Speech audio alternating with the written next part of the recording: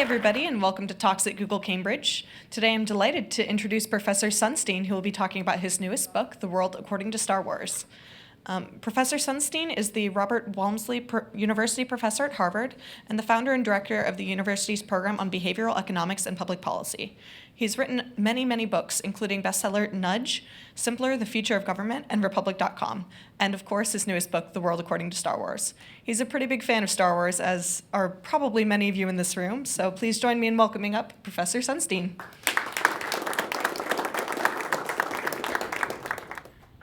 Thank you so much. It's a complete thrill to be here. I think Star Wars, the universe, presaged a lot of the work going on at Google, didn't it? So this is extremely fitting. There's Star Wars, brings a burst of excitement and nostalgia and hope for what's coming next.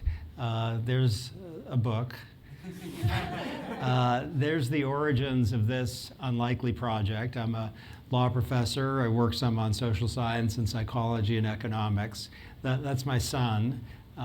He was taken with Star Wars at the age of 5, and his, to me, surprising fascination with Star Wars hooked me.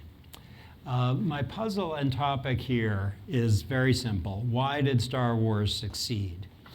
For those who like Star Wars, that's not an uninteresting question. I'm hoping that for those 4 people on the planet who don't like Star Wars, that's not uninteresting either, because it has general implications for why ideas succeed and fail, why certain understandings of rights get out there, why some products end up being terrifically successful and others don't, why some politicians, is it likely that someone named Barack Hussein Obama would become president of the United States? I don't think that was anticipated. It happened. Was it likely that Donald Trump would be the Republican nominee? That wasn't anticipated. It looks like it's going to happen. Why are rebellions both so hard to predict and often so massively successful, like the Arab Spring? Star Wars' success has some similar features I'm going to try to suggest. Okay, here's the epigraph for these remarks. It's a dialogue between 2 titans, George Lucas, the mastermind of Star Wars, and Lawrence Kasdan, his co-author. Kasdan, a genius, as Lucas is, sharply disagreed, the 2 of them, on the question whether Luke or somebody else should die in Return of the Jedi. And Kasdan said Luke should die. And Lucas said, Luke's not going to die. And then Kasdan said, well, someone else important should die. And Lucas says, someone else important is not going to die. You're a product of the 80s. This is not that kind of movie. And Kasdan then said, with evident feeling, I'm saying the movie has more emotional weight. If someone you love is lost along the way, the journey has more impact. That was a very feelingful statement on the part of Kasdan. And Lucas responded, apparently very quickly, I don't like that, and I don't believe that. I think those are precious words because of their immediacy and clarity. They're also behavioral words in the sense that they track understanding from behavioral science, which is that often our beliefs are motivated. I don't like that, and I don't believe that. That's Lucas's sequence. Okay, so as of now, the Star Wars movies have made more than $30 billion. That's more than the gross domestic product of about 90 of the world's nations. If Star Wars were a nation, it would rank about the middle of the 193 nations on the planet. Doesn't it deserve its own place at the United Nations? It has become the defining saga of our time. President Obama ended a news conference in December saying, I've got to go see Star Wars. Secretary Clinton ended a Democratic debate saying, may the force be with you. And Senator Cruz tweeted before one of the Republican debates something that picked up on The Force Awakens. So it's bipartisan and all-American. Ironically and stunningly, no one expected it to be a hit. Nobody, really. Throughout its production at Fox Studios, there was apathy. They hoped a lot of times it would just go away. The movie theaters, whose business it is to predict success, gave advance guarantees of $1.5 million. That's pathetic. Fox's hope was $10 million. That's a low bar. They couldn't get close to the low bar. Fox didn't even print enough celluloid to meet the early demand. They literally didn't think the movie was worth the celluloid on which it was printed. Right after A New Hope, originally called Star Wars, opened, George Lucas and spouse went on vacation in Hawaii. It was not just because they needed a break, it's because they thought they'd probably released a flop. In Hawaii, they could escape what Lucas thought might well be a disaster. The actors didn't have much faith in it either. Harrison Ford says there's this giant guy walking around in a dog suit. It was ridiculous. Okay, so we could think that the success of Star Wars had something to do with the timing. And this may have broad lessons about products and politicians and ideas, that you have to hit the culture in the right way at the right time. That's an external explanation. Or you could have an internal explanation, something about the amazingness of the thing whose success we're trying to explain.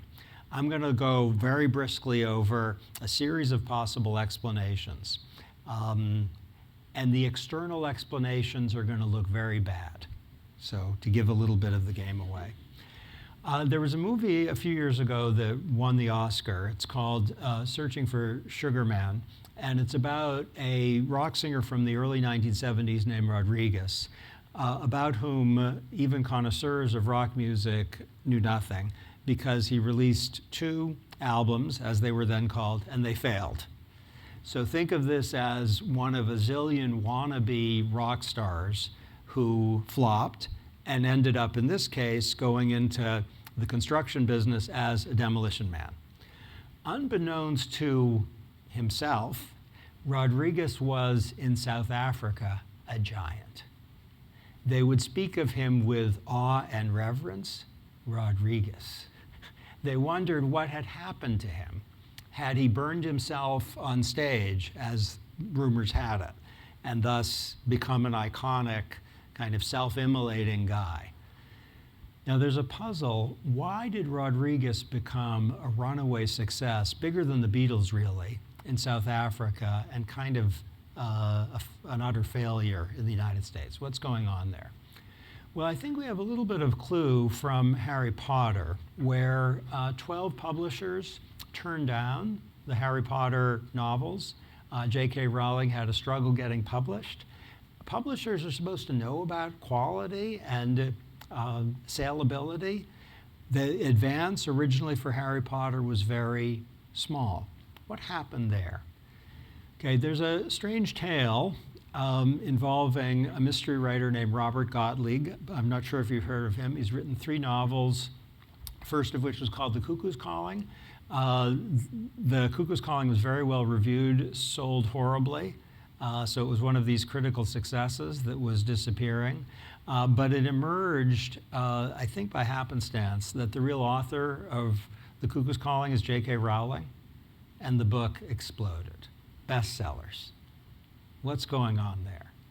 William Blake, one of the most revered poets in the English language, disappeared from the canon for a long time. Jane Austen herself was, and I'm trying to see if you're paying attention because it's misspelled there. Jane Austen was one of several novelists in her era, and she was not thought to be the best. Why did Jane Austen and William Blake turn out to be canonical, where people who at the time were thought to be better have in fact dropped out? Okay, here's a clue. This is an experiment a few years ago, online experiment, where it's called the Music Lab, where there's a real website which has dozens of songs on it. In the control condition, you can go on the website and download the songs you like. That's the control. And that measure gives an independent measure of popularity. In 8 subgroups, something different happened, which is you could see in your randomly sorted group, the group into which you've been randomly placed, you can see how many people had downloaded all of the songs. So there's a control condition where you don't see the social influences, you don't see what's happened to other people, and there are 8 other groups where you can see how the songs are doing with the relevant population of 1,000 visitors, thousands of visitors. Okay, if intrinsic quality is what mattered, you'd predict that the 8 worlds where you saw the initial downloads would turn out to be the same as the control condition. Yes, quality would out. And that's a very plausible hypothesis. That's not what happened. Basically, while the best songs never completely tanked, and the worst songs were never spectacular successes, otherwise anything could happen. A song which did very poorly in one world could do very well in another, where the only difference was that it got initial downloads. A song that did very well in most worlds could tank in others, and the reason is it didn't get a lot of initial downloads. Now, this is a profound explanation, I think, of success and failure in terms of movies, products of all kinds, books, political candidates, and ideas. The question is there an initial burst of enthusiasm which zillions of other people see?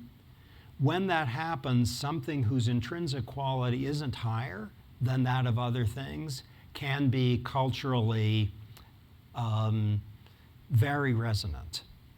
Not because of the culture, but because of the relative happenstance that a number of people got excited about it early. Okay, in terms of theory, what we're speaking about here is cascades. There are 2 kinds of cascades. One is informational and the other is reputational. An informational cascade is when you're in a kind of temporal queue. You're deciding among 5 products, let's say. The first person in the queue decides on product B of the 5. The second person in the queue isn't quite sure, kind of likes product C, but is moved by the first person to get product B2. Once the first 2 people have gotten product B, then the third person's going to have a lot of information to choose one of the other products because 2 people have ended up choosing product B. I think with respect to a large number of social success stories, including Rodriguez in South Africa and Rodriguez in the United States, the deal maker or the deal breaker is whether you benefit from an informational cascade. For many things, including Star Wars, there are reputational cascades as well. If you didn't know at a certain period in 1977 anything about Star Wars, and you were, say, 17 years old, you were a loser. You had to know about Star Wars.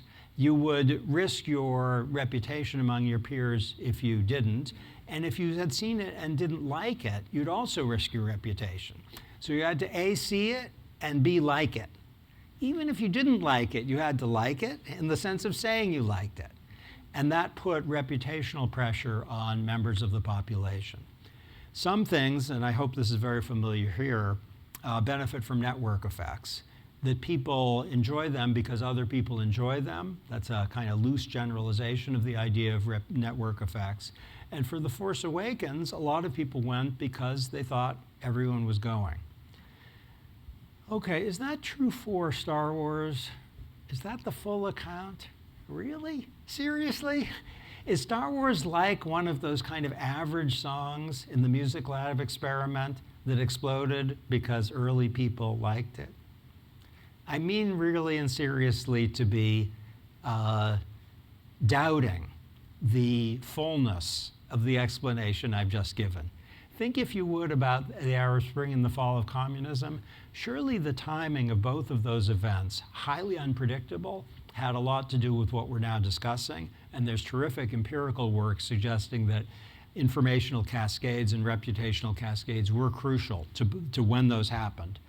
But the fall of authoritarian governance isn't just a product of cascade effects. There are also authoritarian governments and what is sought to replace them by the rebels is something that has higher intrinsic quality, which is to suggest that to attribute the success of Star Wars solely to the explanation just given is probably a mistake.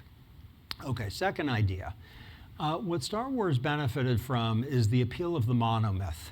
So there's a guy named Joseph Campbell, discovered, by the way, by Jacqueline Kennedy, President Kennedy's wife, as an editor. Joseph Campbell said that there is a monomyth in cultures where there's a hero's journey. Jesus, Buddha, Muhammad, and many others show all or many features of the monomyth, where people receive at a young age a challenge, they decline it, they find a mentor, they leave home, they're tested, they face dangers, they get help, they reunite in some sense with home, and they celebrate. Now that has universal appeal. It's all of us. Every human being's journey is in a way the hero's journey, which helps account for its spectacular appeal in any country basically that you can name. Spider-Man, hero's journey. Jessica Jones, the best heroic journey in the last decade, in my view. If you haven't seen it, watch Jessica Jones. She is replicating the monomyth in a distinctive way, and Luke Skywalker, no doubt about it. But there are a lot of monomyths out there, and most of them tanked. You haven't even heard of them. So it can't be sufficient for Star Wars success, though it's true that it tracked the monomyth. Okay, third explanation.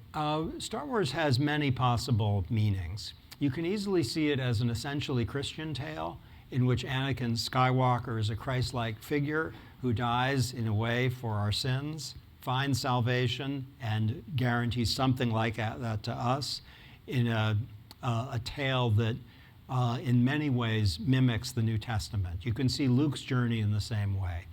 So the Christian resonance in the tale helps give it a kind of cultural appeal. You can see it as Freudian, no question about that. Anakin is in love with his mother, who dies. He falls for, in a literal way, a woman who's much older, who says, Anakin, you'll always be a little boy to me. Kind of Freudian. Both Luke and Anakin have big-time father issues, and okay. You can see it as a Jeffersonian tale that would resonate in the United States about rebellion and the need for a kind of monitoring of potentially authoritarian governance. There are crazy theories about Jar Jar Binks being a Sith Lord, or about Han Solo having the Force, or about the wonderfulness of the Empire. These are crazy theories, but they're ingenious and they can fit the tale. Okay, does that have explanatory power? Some. But here's a pedantic word on necessary and sufficient conditions. If we want to explain Star Wars success, we have to distinguish between the two. It may be a necessary condition that it have multiple meanings. Maybe that makes it intriguing, but it's not a sufficient condition. There are a lot of terrible things out there that have many meanings that don't make $30 billion. And probably what's being done by the people who are focusing on many meanings as the source of success is that they're committing a statistical error called sampling on the dependent variable. That is, they take a variable that is connected with a bunch of successful things, of which Star Wars is one, and then claiming that that's causally responsible for its success. But if it turned out that the 5 culturally most resonant things, let's say in the last 50 years, were all made by someone who was born in December or who had the letter L in their last name, that would not be causally responsible. And I think this is suffering from that blunder. Okay, explanation number 4.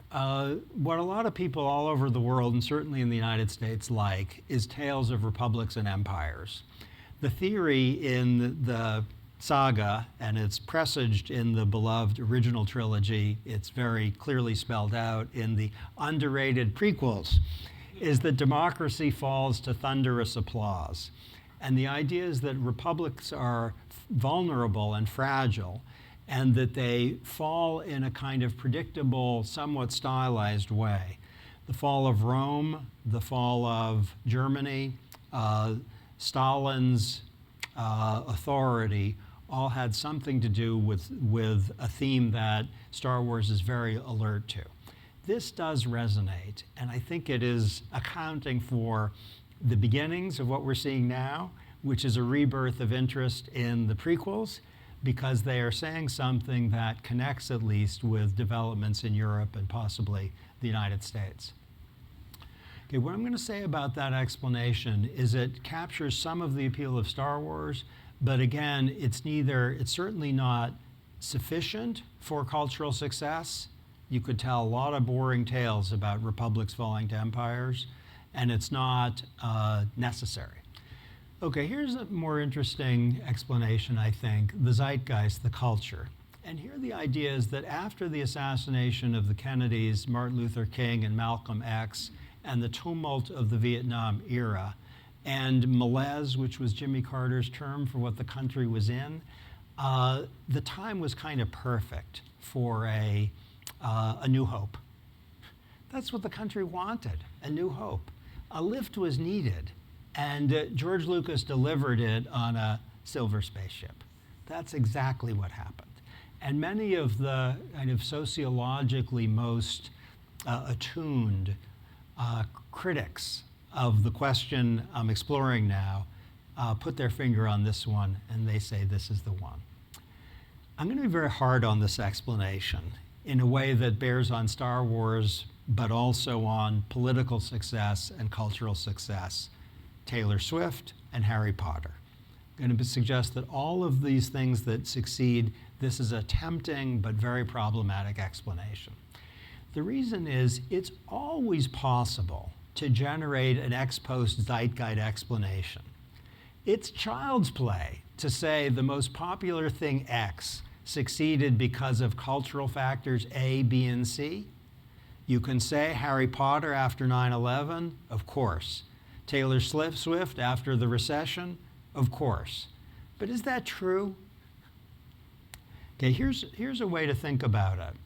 Imagine that Star Wars did great in the 1990s, the early aughts, tomorrow, or the 1930s. We could easily generate a cultural account of why that happened, and it would be as plausible as the ones that are out there. 1930s, Depression. They needed a new hope. 1990s, Clinton. They needed a new hope. 1980s, conventionality. Luke Skywalker, perfect for the earnestness of the times. Plausible? Yes. True? No. A fairy tale? Yes. Okay, here's explanation 6. Star Wars engages intriguingly with the light side and the dark side. William Blake, the great English poet, wrote of the greatest religious text in the English language. The reason John Milton, who wrote Paradise Lost, wrote in fetters when he wrote of angels and God, and at liberty when of devils and hell, is because he was a true poet and of the devil's party without knowing it. That's a mouthful, and it does account for some of the appeal of Star Wars. Notice, if you would, Blake, it's not clear he actually believed this, but he's venturing the idea that a true poet is of the devil's party without knowing it. Blake also wrote in one of his proverbs, those who restrain their desires do so because theirs is weak enough to be restrained. A brilliant essay on Star Wars by Lydia Millett says that Vader's the most erotic figure in the Star Wars family and the only tragic one, and because of this, he had a terrible beauty. He had an erotic charge because he gets what he wants. He makes the dark side seem sexy. That's her explanation. Okay, is that relevant? Oh yeah, no question that's relevant. But remember the pedantic words about necessary and sufficient conditions. That's a caution. Okay, now we're going to get to my preferred explanations. There's a son, Luke. Anakin saves his son. Told repeatedly by Yoda that fear is the path to the dark side and you must be detached and not fear loss. Anakin is attached. Luke saves his father because of attachment. Anakin, in the most moving scene to date of Star Wars, and he's called Anakin in the script for the first time, says to Luke's plea, "I must save you, Father." Anakin responds, "You already have." Star Wars is all about fathers and sons. It can be generalized to mothers and daughters, but the original 6 are all about fathers and sons. And that appeal accounts for the kind of depth of the attachment that Star Wars itself produces in many of its viewers. Since my book came out, I can't tell you how often children, mostly boys but some girls, who are grown now, have come up to me misty-eyed and talked about what Star Wars meant to them. And even more, I can't tell you how often dads, often 60s, 70s, and 80s, have come up to me and said, "I saw this with my boy when young." And that is a big part of the power of the movies. But it would be possible to say that the father-son thing wouldn't work unless there was a kind of dark mirror in the saga, which tells us a lot about agency and freedom. George Lucas, mirroring the tale of Luke in Return of the Jedi with Anakin in Revenge of the Sith, said, this is Lucas, Anakin says yes to the dark side, Luke says no. And it's under very precisely identical situations. There's a pervasive disagreement in the saga. It has everything to do with freedom. It makes these all-American movies, I think. The Emperor thinks that life's trajectory is foreordained. Everything is happening as I have foreseen. Yoda thinks differently. Always in motion is the future. Guess who's right? Okay, so here's what Star Wars is really about. By their innocence and goodness, and by the power of their faith and hope, children redeem their parents. As every child wishes and hopes, any parent is likely to save the child, risk his life to save his child's, even if it means a contest with the Emperor himself. And when he does, the Force is going to be right there with him. Lawrence Kasdan, very recently, describing his movie career, said, "It's the biggest adventure you can have, making up your own life. And it's true for everybody. It's infinite possibility. It's like, I don't know what I'm going to do in the next few minutes, but I feel I can get through it. It's an assertion of a life force." Star Wars is primal, and it is a fairy tale, but it's not just a retelling of what Joseph Campbell had to say. Its real topic is the fork in the road and the decision you make on the spot. Its universality comes from its focus on the most essential feature of the human condition, freedom of choice amidst a clouded future. At the decisive moment, its grown children announce their choice. I am a Jedi like my father before me. So sure, it resonated with the time. No question it benefited from cascade and network effects. But it was bound to succeed. It's too good. I like that, and I believe it. Thanks.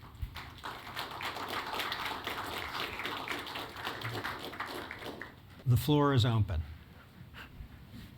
As someone purveying your own cultural artifacts, what lessons do you take from this in the crafting and publication or promotion of? So in promoting my own products, most of which do not get large numbers of Americans opening their wallet for them, I kind of learned from the book, from doing the book, that kind of early enthusiasm is important. But my own experience of writing, and especially this book, is doing the book was kind of more fun than I've ever had. And I thought really I wanted to write a book that would be fun for me, and I hoped for readers. And the marketing stuff I've basically left to others. But my advice to anyone would be like those successful products in the music download study. That is, make sure that there's a kind of echo chamber of enthusiasm that is getting louder and louder because of the nature and numbers of the early adopters. That's what I would advise. And if you look at the successful movies or TV shows or books, it's not clear that they're a lot better than ones that you've never heard of. They're usually good, but the reason they get there is what we're now talking about. Yeah. Hi. So I noticed that most of your examples that you proceeded to somewhat tear down about why Star Wars succeeded connected both the original trilogy and the prequels, as you noted, at least partway through. And I'm curious what the analysis is like when you try to separate them. Lots of the cases where it seemed like it was a lot stronger if you include the prequels. Well, as far as I know, Star Wars was pretty big before the prequels too. And at that, if you think about just the original movie versus the others, so that was a little bit before my time. So yes, I was wondering what your thoughts on the difference there are. It's a great point. You're completely right. So to say that Star Wars succeeded in a way that takes on all six, that's probably a mistake. The one we want to put a spotlight on is A New Hope, the episode 4, and probably episodes 5 and 6, not the first 3. The explanations I gave, I'm rifling through in my mind, they all are plausible for the original ones, which are the ones to explain. The one that's hardest to apply to those is the Empire Republic tale, which is there in the original trilogy, but to say that's why it succeeded, that's crazy. It's there, but it's not the main theme. So that puts another nail in the coffin of that explanation.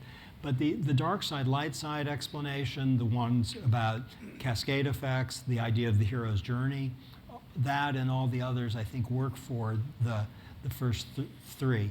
Now you could say, in the spirit of your question, that the success of the prequels, the economic success, they made a ton of money, was essentially foreordained because you had a built-in audience of enthusiasts.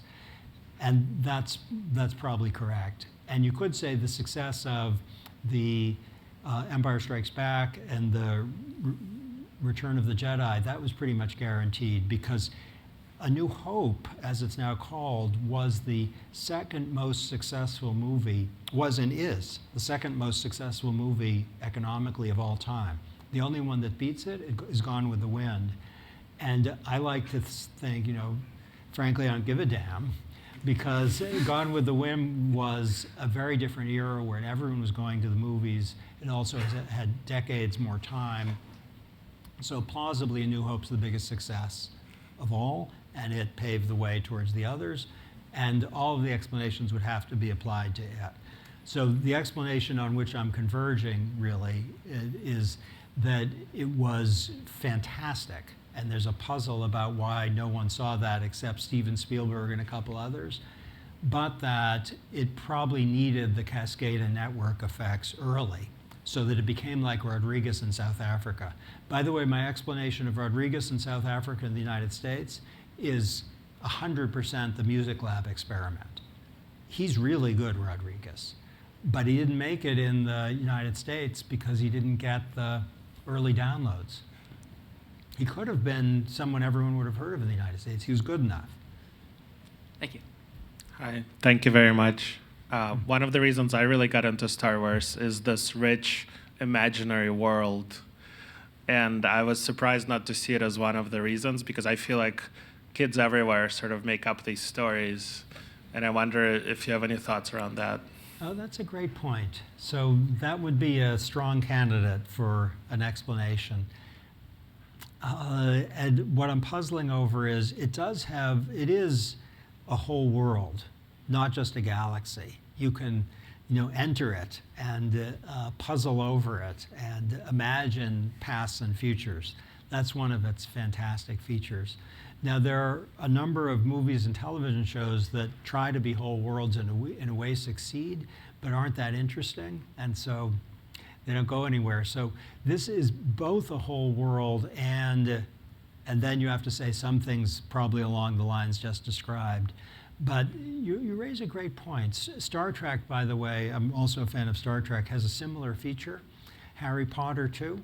And there's other science, Battlestar Galactica, which is a great TV show, the second one, not the first, that has that feature also. But there are other successful things that don't have the whole world character. They're smaller. And I'm thinking of science fiction by its nature or fantasy. Tolkien, it's kind of whole world stuff. And so that would suggest that might be a necessary condition for success, but not sufficient.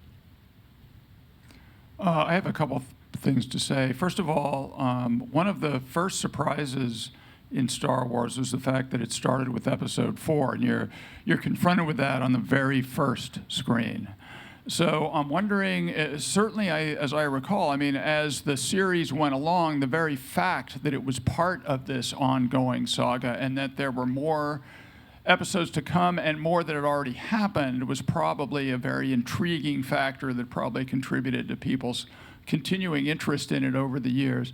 But the other thing I wanted to say was about the whole father theme, which, as I recall, by the way, didn't really surface in the first movie, at least not very much. It took a couple before that really got going. But it reminds me very much of another series, which is one of my favorite operas, Die Walküre.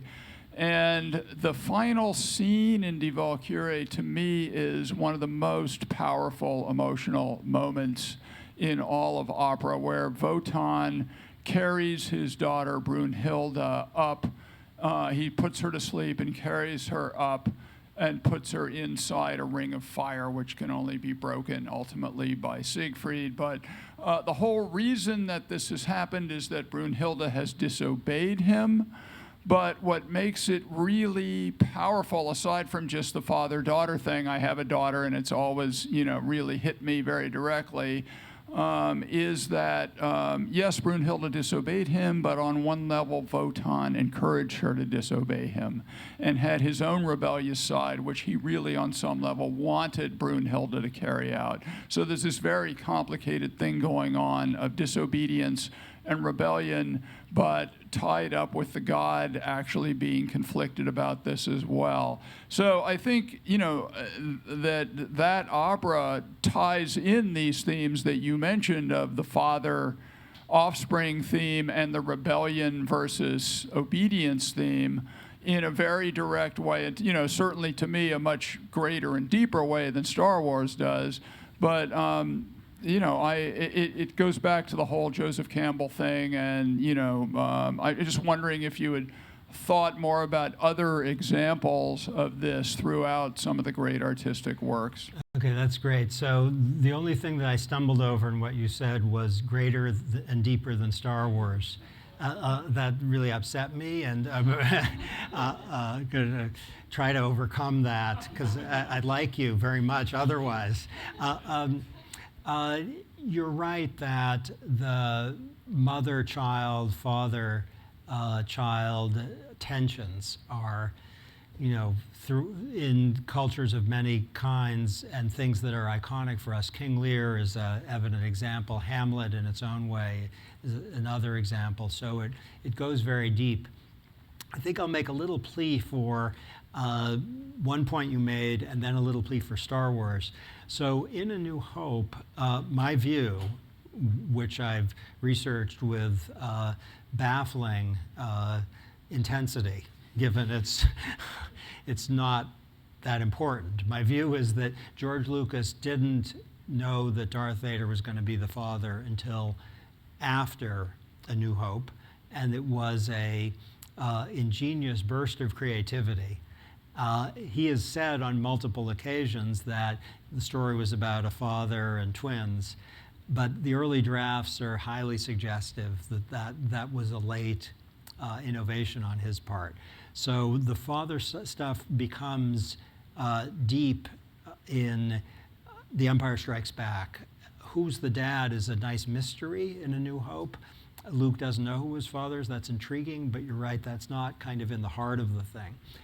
I think that this may be Kool-Aid drinking on my part, but I think A New Hope becomes culturally and artistically really major in that I am your father moment, because the I am your father moment has a characteristic, and it's hard to think of something that is similar, of instant incredulity on the part of viewers, followed by an immediate, of course. That's very hard to pull off, where it's stunningly surprising, but also like a key that completely fits the lock. And I think law is often like that. And my guess is creativity and engineering and music and literature is also often like that, where you have a burst of thinking that sorts everything out, often in the direction of greater simplification. But 2 hours before, you would have thought that can't be possible. And the idea that same-sex marriage is constitutionally required by all states now, that's an I am your father moment, where at a certain relatively recent point, that would have seemed a quite implausible rendering of the narrative of our constitutional tradition. Now it seems like an I am your father moment in the best possible sense. I'll tell you one thing that is like this a little bit. It's maybe not as familiar as I wish it were, which is A.S. Byatt's great novel Possession, which has some, I won't give away the surprise, but it has something about parents and familial connections that is, I think it's the greatest novel of the last, I'll say, 50 years. And it has something along the lines of what you were saying. It has more than one. I say no more. And while it's not as vivid and arresting as Star Wars, it breaks my heart to say so, it may be better. Yeah, I had a more general question. As more people get access to internet and technology, it'll make network effects, it'll only compound them. But as things like instant gratification and people's preferences change, do you see these principles holding true over time in 20, 30 years and continue to be predictable in the field of behavioral economics, or do you see them changing drastically? Okay, so let's make, thank you for that. Let's make a few distinctions that might be useful. So behavioral economics, I think, is most usefully understood as focusing out on how human beings depart from economic understanding of rationality. So the fact that, in New York, relatively recently, people were really scared of getting Ebola, even though at that time more Americans had married Kardashians than had died of Ebola. And people weren't going around saying, I might marry a Kardashian, either with terror or hope. But the event of getting Ebola was so available in the head that probability judgments went awry. So people assess probabilities often by thinking what recently comes to mind, what most immediately comes to mind. That's a behavioral economics finding. So departures from rationality are, people hate losses, they like losses, dislike losses more than they like corresponding gains. We can do that in this room. Half of you, it's just courtesy of the organizers, half of you at the end of this talk are going to have to put $10, sorry people, $10 on this podium. That's the price of coming. But I'm not going to pocket anything because the other half of you, each of you is going to get one of the $10 they gave. I completely made that up. But if we did that, the utility in the room would go down because it wouldn't be held constant, even though the money held constant, because losing $10 is more sad-making than getting $10 is happy-making. So that's behavioral stuff. And that behavioral stuff, it's just robust. That's how human beings are. I gave some examples. It doesn't matter what technology is. The behavioral stuff, that's either hardwired or just Homo sapiens. The informational cascade and network effects and reputational cascades, that also shouldn't change in its nature as technology changes, though you're completely right. That's not behavioral, that's more standard economics. That shouldn't change in its nature, though how it manifests itself will change. So you can create an informational cascade of the most preposterous sort in the political domain on the internet easily, whereas pre-internet that was really hard. You can create a reputational cascade among a group of, let's say, Star Wars lovers easily on the internet. So if you say, I'm a victim of a reputational cascade, by the way. I've said that the prequels are underrated. I love them, love them, love them. And one of the nation's leading newspapers described that judgment on my part as unforgivable. Now, that's reputational pressure big time. The internet can create, people will find themselves into groups of types, niches, who are often linked tightly. And that will change. What I'm thinking is fantastic in your question is, in 1970s, because the universe of communications options was so much smaller, that to create an explosive network effect, as Star Wars did, so it was everywhere, a lot easier. On the other hand, in nominal dollars at least, The Force Awakens beat A New Hope. It didn't in real dollars, but that's probably a footnote. I think The Force Awakens is very, very good, but A New Hope is kind of world historically good. The fact that The Force Awakens did so incredibly well, it's good. Network effects, cascade effects. Thanks for being here. My question is that I noticed that one of your explanations is not just sheer luck, that there is something predictable here. And in the entertainment industry, they for a long time have been trying to figure out, is there this predictable formula that we could bet a blockbuster on? But the reality is, because subjective taste is so unpredictable, they need to put out a lot of different blockbusters, and if just one of those succeed, it'll make up for all of the failures. So is Star Wars just simply that one magic bullet? Okay, so as between the predictability and unpredictability side, I'm on the latter side. So the fact that the Arab Spring occurred, at least when it did, is something like the music download study. That one or another political candidate becomes triumphant. A lot of serendipity and stuff. So you need the thing to have a certain level of quality. That's a necessary condition for it to do well, but it's not sufficient. So I'm there. What I'm hoping to, I can't prove it. So as a data person, I should be very tentative here.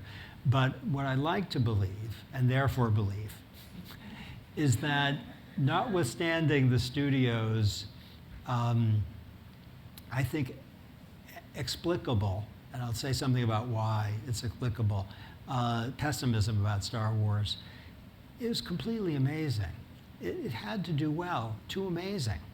Now, the true unpredictability people, and I'm part of that family, do not like what I'm saying right now. But what I'm saying right now is just too amazing.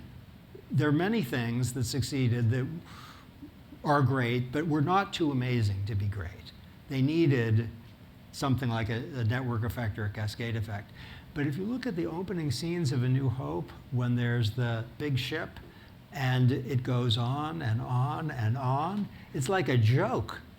And I was there in the first month, and people, I felt transfixed myself, as if I was the only person in the theater. It was me and the ship. But I'm told by people who weren't quite that transfixed, and it was probably true in my audience, people stood and cheered. They couldn't believe it. They'd never seen anything like that before. So that leaves a mystery. Why did the studio not get it? And the explanation for that, this is also very tentative, it was just so foreign to their models for explosive success. It wasn't like Gone with the Wind in any way. It wasn't like any movie that had broken out. it seemed, like space fantasy. Could you think of a space fantasy that did great before Star Wars? No. Star Trek on TV, but a different thing. So then the puzzle, playing with this explanation, and we don't have a randomized controlled trial, so being tentative, playing with this explanation that it was too great to fail. Then the puzzle is not why did it do well, but why did the studio not know that it would do well? And then the idea would be some things just are not anticipated to do well, even though they're astonishingly good, because they're so unfamiliar. Who would have, and maybe that's what happened with Harry Potter too, who would have thought that those things, even if they're great, would become, every childhood's, favorite reading experience?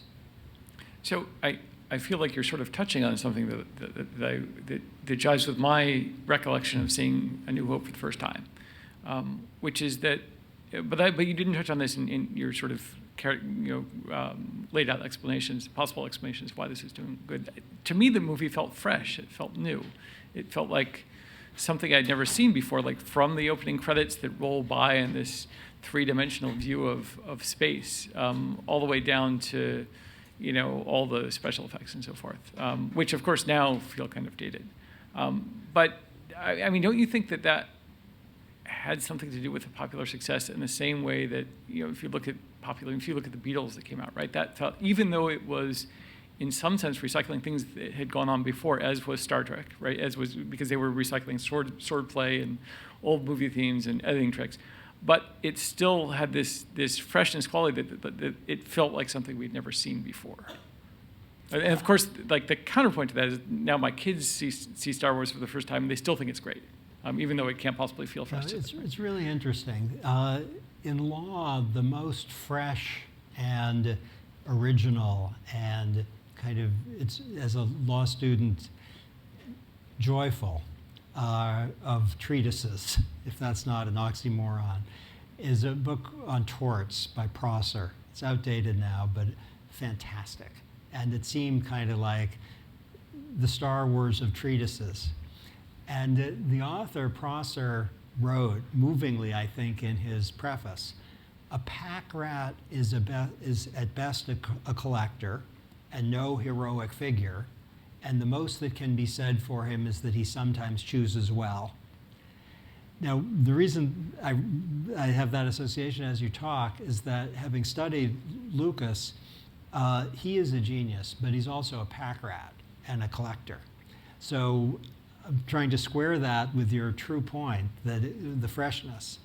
He originally wanted to remake Flash Gordon, didn't have the money to buy the rights. Then he wanted to draw heavily on a Japanese movie called The Hidden Fortress, and that's very much in Star Wars. In the original script of what became Star Wars, it kind of was a plagiarism of Hidden Fortress.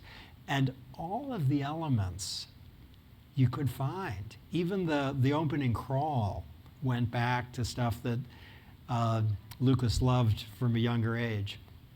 So you're clearly right that it got the freshness, but I want to think more about whether that was indispensable to the success, or is that sufficient for the success?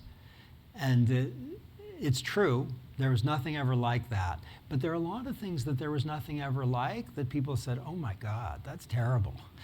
So Lucas did another movie, American Graffiti, which was spectacularly successful. He did a science fiction-y kind of exploration movie.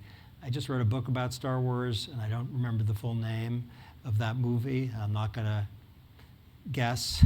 But I tried to watch it. I'm sure it's my failure and not the great Lucas's. But it didn't do well, that movie. And that was fresh. Yeah, that's it. THX 38? 1138. 1138, there we go. You cheated. You looked on the internet. I've Yeah. seen the movie. Yeah. I remember how boring it was. Okay, great. So that attests to, it had to be fresh, but also electric. So maybe the awesomeness of the movie I haven't gotten into enough in these remarks, and I think that's clearly right. So Lawrence Kasdan co-author, one of the things he said about the movie is the Star Wars movies is they move like a son of a bitch. And that's part of the freshness, just this energy. And Lucas said, to spell out a little bit what he loved, what he noticed in his movies, said what defines them is they have a kind of giddy exuberance. And he said, that's very surprising because I'm not at all like that as a person. And I've met him, and he's a very present and intense person. He's not giddy. Yeah, but I definitely agree with you on the second thing is it did feel electric. It moved, you know. And that was the other, like going back to how I felt about it as a kid, that was the other thing that was a pull-em. But like pulling apart the themes for me and the father-son relationship, it doesn't resonate with how I remember perceiving it. Well, there's a question of individual experience, and then there's a question of social aggregates. Right. So my contention, which is based on something like thick description rather than randomized controlled trial, thick description of the phenomenon and how it's been experienced culturally, is that the father-son theme really gets to people, and that the twist on the monomyth about the power of agency is something people completely resonate to. Though it may be for you, it was the freshness of the images. And there's no question that Lucas's spectacular visual imagination is part of the secret sauce that made this work. Yeah.